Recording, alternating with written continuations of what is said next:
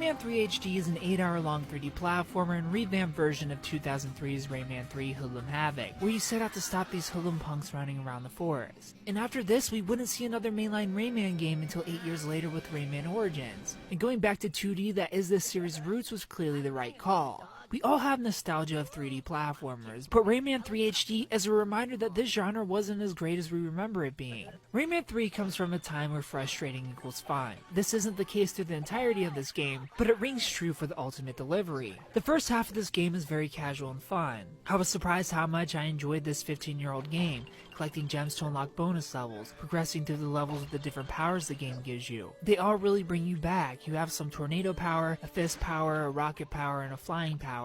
These are for the most part used in great ways to keep the gameplay fresh throughout your 8-hour journey. A lot of the time you have to defeat enemies for them to drop this power that you need to progress. At first it's really hard to die in this game. I was relieved thinking, okay, not every 3D platformer back then was some annoying obstacle to overcome. And this game is full of really cool platforming sections. But then the game throws in annoying enemies that fly around and feel impossible to hit, dodging all of your attacks, and then I die trying to defeat them. In a modern game, no big deal. I'll start at the beginning of the room and try again. That isn't the case here. The checkpoint system in this game is absolute garbage. I died twice in this spot before I figured the enemy out and had to start from the beginning of the chapter each time, running to the same areas, recollecting the gems, refighting the enemies in between that spot, redoing the simple yet tedious environment puzzle, all without the promise that I'm even going to be able to progress the next time I try. And moments like this show up a lot in this game. Dying in a boss battle will sometimes make you have to go through a series of platforming to get back into the room to give it another try. And the final boss is just a bunch of cheap multiple stage garbage. The second to last stage, you're not only fighting the boss, but you're fighting the camera in draw distance as platforms are loading back in as you fall trying to climb to the top, taking damage.